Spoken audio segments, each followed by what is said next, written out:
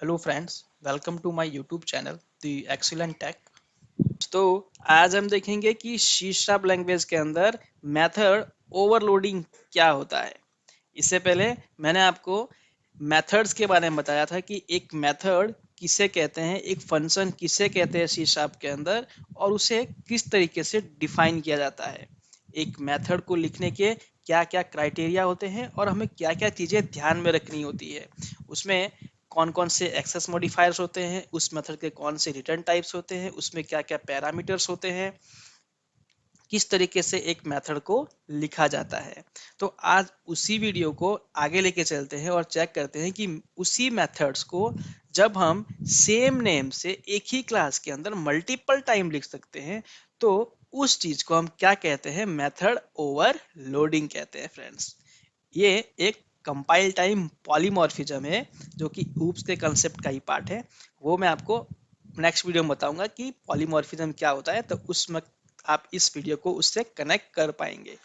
तो आज हम देख रहे हैं कि सी शार्प लैंग्वेज के अंदर मेथड ओवरलोडिंग क्या होता है। तो एक सिंपल सा डेफिनेशन है इसका कि मेथड ओवरलोडिंग किसी भी चीज को ओवरलोड तब किया जाता है जब सपोज करिए कि मैंने कोई एक टास्क लिया है, कोई एक फंक्शन बनाया है और उसी फंक्शन को सेम नेम से मैंने उसको मल्टीपल टाइम लिखा है, उसे ओवरलोड किया है, लेकिन उस सब के अंदर क्या होंगे, पैरामीटर्स उसके डिफरेंट होंगे। तो उस मेथड्स को क्या कहेंगे, हम मेथड ओवरलोडिंग कहेंगे। जैसे कि मैंने यहाँ पे लिखा है एक एग्जांपल के तौर पे, multiple methods can have same name but with different parameters. जब एक मेथड को सेम नेम से मल्टीपल टाइम लिखा जाता है बट उसके पैरामीटर्स को डिफरेंट डिफरेंट रखा जाता है, तो उसे हम क्या कहते हैं, मेथड ओवरलोडिंग कहते हैं। मैंने इसे तीन कैटेगरी में डिफाइन किया है कि आप एक मेथड के पैरामीटर्स को किन तरीकों में लिख सकते हैं। मैंने यहाँ पर फर्स्ट पॉइंट बनाया the number of the parameters. आप क्या कर सकते हैं, जब एक मेथड को डिफाइन करते हैं तो उसके अंदर मैंने यहाँ पे एक डिस्प्ले नाम का मेथड बनाया है और उसके अंदर क्या किया है, एक ही पैरामीटर लिया है। दूसरे नाम का सेम नाम का मैंने मेथड बनाया डिस्प्ले, लेकिन उसके अंदर मैंने दो पैरामीटर्स ले लिए। इस डिस्प्ले मेथड के अंदर मैंने सिर्फ एम्प्लॉय लिया था, इस डिस्प्ले मेथड के अंदर मैंने एम्प्लॉय और डेजिग्नेशन दोनों पैरामीटर्स लिए हैं। इट मीन्स कि ये डिस्प्ले मेथड डिफरेंट हो गया, ये डिस्प्ले मेथड डिफरेंट हो गया। वैसे ही मैंने एक और डिस्प्ले नाम का मेथड बनाया जिसके अंदर एम्प्लॉय नेम, डेजिग्नेशन और उसकी सैलरी भी ऐड कर दी है मैंने। इट मीन्स ऐसा हुआ कि तीनों के मेथड के नेम तो सेम है मेरे पास है, लेकिन सबके पैरामीटर्स जो हैं वो डिफरेंट डिफरेंट हैं। इस वजह से आप एक ही क्लास के अंदर सेम नेम के मेथड्स को लिख पाएंगे। किसके बेस पे, द नंबर ऑफ पैरामीटर्स के बेस पे। तो ये पहला पॉइंट है कि आप एक मेथड को ओवरलोड किस तरीके से कर पाएंगे। सेम नेम तो लिख सब पाएंगे आप, लेकिन उसके तीन क्राइटेरिया है। आप उसके पैरामीटर्स को इंक्रीज करके, पहले में फर्स्ट, दूसरे में सेकंड, तीसरे में थर्ड। तीसरा होता है the order of the parameters. आप सेम ही पैरामीटर्स होंगे। सपोज मेरे यहाँ पे जब आप देखेंगे कि यहाँ पे डिस्प्ले और डिस्प्ले नाम के दो सेम नेम के मैंने मेथड बनाए हैं, लेकिन यहाँ पे string employee name, string designation and integer नाम का एक सैलरी दिया था मैंने। और नेक्स्ट सेम वही डिस्प्ले नाम का मेथड मैंने क्या किया, इसके ऑर्डर को चेंज कर दिए। मैंने क्या किया, सैलरी को पहले लेके आ गया और बाकी दोनों को सेम रखा। तो इस तरीके से भी आप ऑर्डर को चेंज करके सेम नाम के मेथड को दोबारा लिख सकते हैं, और सेम पैरामीटर्स भी है बट उसके ऑर्डर को चेंज करके। थर्ड पॉइंट मैंने डिफाइन किया है the data type of the parameters. तो आप एक मेथड्स को सेम नाम से लिख सकते हैं और साथ में उसके अगर डेटा टाइप को चेंज कर देते हैं आप, तो आप उस तरीके से भी एक मेथड को ओवरलोडिंग कर पाएंगे फ्रेंड्स। तो चलिए हम इन सब चीज़ों को एक बार प्रैक्टिकली चेक करते हैं और देखते हैं कि एक मेथड को ओवरलोड किस तरीके से करते हैं, और प्रैक्टिकली चेक करते हैं तो आपको ज़्यादा समझ में आएगा कि मेथड ओवरलोडिंग क्या होता है। तो उसके लिए मैंने यहाँ पे ऑलरेडी सी शार्प का कोड लिख रखा है और एक क्लास ऑलरेडी बना रखा है। तो पहला पॉइंट जो हमने यहाँ पे लिया था उसी को हम प्रैक्टिकली इंप्लीमेंट करते हैं, द नंबर ऑफ पैरामीटर्स। तो यहाँ पे मैं नंबर ऑफ पैरामीटर्स के साथ बनाते हैं। मैं एक सिंपल सा एक डिस्प्ले नाम का मेथड बनाने वाला हूँ। तो मेथड बनाना आपको आता है, पब्लिक वाइड डिस्प्ले, सिंपल है। मैं इसके अंदर जैसे मैंने यहाँ पे एक एम्प्लॉय का नेम लिया था वैसे यहाँ पे भी ले लेता हूँ, स्ट्रिंग एम्प्लॉय नेम। यहाँ पे मैंने एक सिंगल पैरामीटर का एक मेथड बनाया है। अब मैं चाहता हूं कि इसी नाम का एक और मेथड बनाऊं। चलिए बना के देखते हैं। यहाँ पे एरर आ चुकी है, आप देख रहे हैं यहाँ पे, the method already define the call display with the same parameters. ये बोल रहा है कि एक डिस्प्ले नाम का मेथड ऑलरेडी आपने इस क्लास के अंदर बना रखा है, आप दोबारा डिस्प्ले नाम का मेथड इस सेम पैरामीटर के साथ में नहीं बना सकते हैं। इट मीन्स आपको ओवरलोड करना पड़ेगा। तो ओवरलोड का क्या क्या तरीके हैं मेरे पास में, या तो इसके पैरामीटर्स को इंक्रीज कर दूं, तो पहला पॉइंट हमारा वही है, हम क्या करेंगे, द नंबर ऑफ पैरामीटर्स को चेंज कर देंगे। तो मैंने यहाँ पे फर्स्ट में एक पैरामीटर लिया था, तो मैं इसके साथ में एक और पैरामीटर ले लेता हूँ, स्ट्रिंग एम्प्लॉय नेम के साथ में उसका डेजिग्नेशन ले लेता हूँ।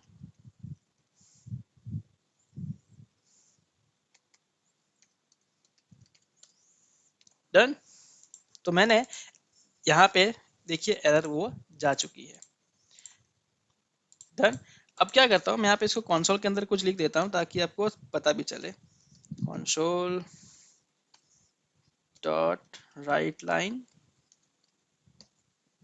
जो भी एम्प्लॉय का नेम आएगा वो यहाँ पे राइट में मैं लिख देता हूँ, और ये सेम चीज़ें यहाँ पे भी कर देता हूँ।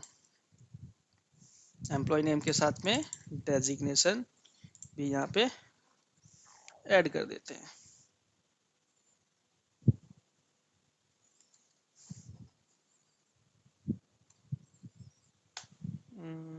प्लस वी, यहाँ पे कुछ चीज़ें ऐड कर देते हैं ताकि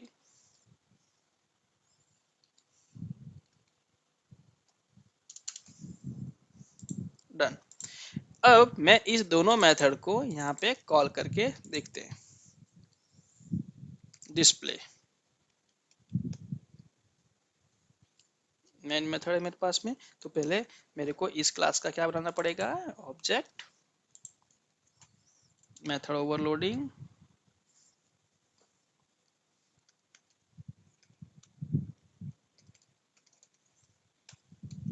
न्यू मेथड ओवरलोडिंग। डन। अब मेथड ओवरलोडिंग डॉट, यहाँ पे देखिए डिस्प्ले नाम का एक मेथड आ चुका है, और यहाँ पे +1 करके ओवरलोड भी दिखा रहा है। यहाँ पे दिख रहा है आपको, यहाँ पे +1 करके ओवरलोड। तो जैसे ही मैं इस मेथड को यहाँ पे लिखूंगा और इस टाइप का लूंगा, तो देखिए यहाँ पे दोनों मेथड्स आ चुके हैं मेरे पास में, ये भी आ चुका है और ये भी आ चुका है, 1 एंड 2। वो मेरे से ये पूछ रहा है कि आपको यहाँ पे डिस्प्ले नाम के 2 मेथड में प्रोवाइड कर रहा हूँ, आपको कौन सा यूज करना है। एक पैरामीटर वाला यूज करना है जिसके अंदर सिर्फ एम्प्लॉय का नेम आ रहा है, या फिर एम्प्लॉय के नेम के साथ में आप उसको डेजिग्नेशन भी चाहते हैं। तो यहाँ पे दो मेथड आ रहे हैं। जैसे मैं स्क्रॉल करूंगा, ड्रॉप डाउन चेंज किया मैंने, तो यहाँ पे क्या आया मेरे पास में, एम्प्लॉय नेम एंड डेजिग्नेशन दोनों आ गए।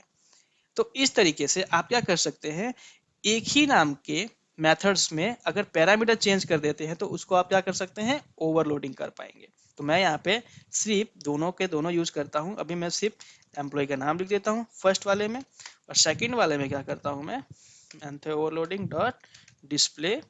जैसे ही मैं ब्रैकेट दूंगा, यहाँ में से पूछेगा कौन सा मेथड चाहिए, मेरे को सेकंड वाला चाहिए, जिसके अंदर क्या, मुझे एम्प्लॉय का नाम देना होता है, और सेकंड पैरामीटर क्या है मेरे पास में, देखिए इसने इसको हाईलाइट भी कर दिया कि अब आपको क्या डालना है, उसका डेजिग्नेशन ऐड करना है। तो डेजिग्नेशन में क्या करता हूँ, सॉफ्टवेयर इंजीनियर।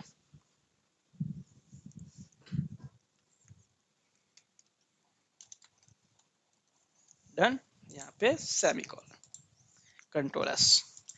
इसे मैं जैसे ही रन करूंगा तो मेरे पास में क्या होगा, वो जो मैंने दो भी कंसोल में लिखाए थे वो यहाँ पे प्रिंट हो जाएंगे। नहीं वे क्यों, क्योंकि हमने यहाँ पे कंसोल के अंदर कंसोल डॉट रीड की लिखना पड़ेगा। अब मैं इसे रन करके देखता हूँ मेरे पास में क्या आउटपुट आता है। देखिए मैंने सेम नाम का मेथड डिस्प्ले यूज किया था और दोनों के मेरे पैरामीटर्स अलग अलग तरीके थे, तो एक में राकेश और दूसरे में जो मैंने दो पैरामीटर्स ऐड किए थे वो यहाँ पे आ चुके हैं। तो इस तरीके से आप फर्स्ट वाला जो कंसेप्ट है इस तरीके से आप मेथड को ओवरलोडिंग कर सकते हैं विथ हेल्प ऑफ पैरामीटर्स को इंक्रीज करके। जैसे यहाँ पे एक पैरामीटर्स था तो मैंने यहाँ पे एक और पैरामीटर ऐड कर दिया, तो इस तरीके से आप क्या कर सकते हैं मेथड को ओवरलोडिंग कर पाएंगे। सेकंड जो था मेरे पास में था ऑर्डर ऑफ पैरामीटर्स। मुझे क्या करना है उसके ऑर्डर्स को चेंज करके भी आप उसको मेथड को क्या कर पाएंगे ओवरलोडिंग कर पाएंगे। तो चलिए चेंज करते हैं इसको। मैं इसे यहाँ पे हटा देता हूँ। डिस्प्ले नाम का मेथड था मेरे पास में, मैंने वहां पे सैलरी लिया था, इंटीजर सैलरी, और डेजिग्नेशन के साथ में यहाँ पे प्लस करके स्पेस और प्लस के साथ में सैलरी भी ऐड कर देता हूँ। ये मेरा एक मेथड बनाया मैंने पब्लिक नाम का, ठीक है। और उस पब्लिक नाम के सॉरी पब्लिक नहीं डिस्प्ले नाम का मेथड बनाया था मैंने, और इस डिस्प्ले नाम के मेथड में मैंने तीन पैरामीटर लिए, employee name, designation and salary. अब मैं इस मेथड को ओवरलोड करने जा रहा हूँ। मैं इसके पैरामीटर्स के नंबर ऑफ पैरामीटर्स में चेंज नहीं करने वाला हूँ। यहाँ पे भी तीन पैरामीटर्स थे, यहाँ पे भी तीन पैरामीटर्स हैं, तो देखिए यहाँ पे एरर आ रही है कि आप सेम पैरामीटर और सेम नेम का मेथड एक ही क्लास के अंदर यूज नहीं कर सकते हैं। तो इसको चेंज करने के लिए क्या करना पड़ेगा, या तो मैं इसका एक और पैरामीटर दे दूं, लेकिन वो कौन सा कंसेप्ट हो जाएगा मेरा, द नंबर ऑफ पैरामीटर्स वाला। दोनों के पैरामीटर्स मेरे को सेम ही रखने हैं, फिर भी मेरे को इसको क्या करना है ओवरलोडिंग करना है। तो उसके लिए क्या करना पड़ेगा, मेरे को इसके ऑर्डर्स को चेंज कर देता हूँ। मैं सिंपली क्या करता हूँ, तो पहले ये इंटीजर सैलरी आगे ले लेता हूँ, ठीक है। जैसे ही मैंने इंटीजर सैलरी को आगे लिया, देखिए वैल्यू चली गई। अब इसको ये पता चला कंपाइल टाइम पे, इसको पता चल गया कि ये डिस्प्ले का मेथड अलग है और ये डिस्प्ले का मेथड अलग है। इस डिस्प्ले मेथड के अंदर पहले मैं उससे क्या मांग रहा हूँ, एम्प्लॉय का नेम, फिर डेजिग्नेशन, फिर उसकी सैलरी। बट इस डिस्प्ले मेथड में क्या होता है, पहले मैं उससे सैलरी मांग रहा हूँ, फिर उसका नेम मांग रहा हूँ और फिर उसकी डेजिग्नेशन मांग रहा हूँ। तो जो फर्स्ट पैरामीटर होगा वो मेरा इंटीजर है और यहाँ पे जो फर्स्ट पैरामीटर है वो स्ट्रिंग है। इसी वजह से ये ऑर्डर में चेंज हुआ और इसी वजह से ये क्या कर रहा है, दूसरा डिस्प्ले नाम का मेथड बनाने को परमिशन दे रहा है आपको कंपाइलर। तो चलिए मैं इसे भी यहाँ पे यूज कर लेते हैं। देखिए ऑटोमेटिकली यहाँ पे क्या आ चुका है, अभी यहाँ पे देखिए दो ऑटोमेटिक आ चुके हैं। अब लेकिन इसमें से मैं कौन सा यूज कर रहा हूँ, तो देखिए मैंने यहाँ पे क्या फर्स्ट इंटीजर प्रोवाइड किया है, नहीं प्रोवाइड किया है, तो मैं इस मेथड को तो यूज नहीं कर सकता। मैं सेकंड वाले पे जाऊंगा, इसमें क्या एम्प्लॉय का नेम आ गया, सॉफ्टवेयर इंजीनियर मेरी डेजिग्नेशन आ गई, उसके बाद में सैलरी, तो सैलरी मैंने यहाँ पे लिखा 1,00,000 रुपीज, डन। तो ये मेरा इस वाले मेथड को फुलफिल करता है। अगर मैं सेकंड वाला मेथड यूज करूं, मेथड ओवरलोडिंग डॉट डिस्प्ले, और यहाँ पे देखिए पहले ही मुझे क्या देना पड़ेगा, सैलरी, उसके बाद में मुझे क्या देना पड़ेगा, नेम, और उसके बाद में क्या देना पड़ेगा मेरे को, उसका डेजिग्नेशन।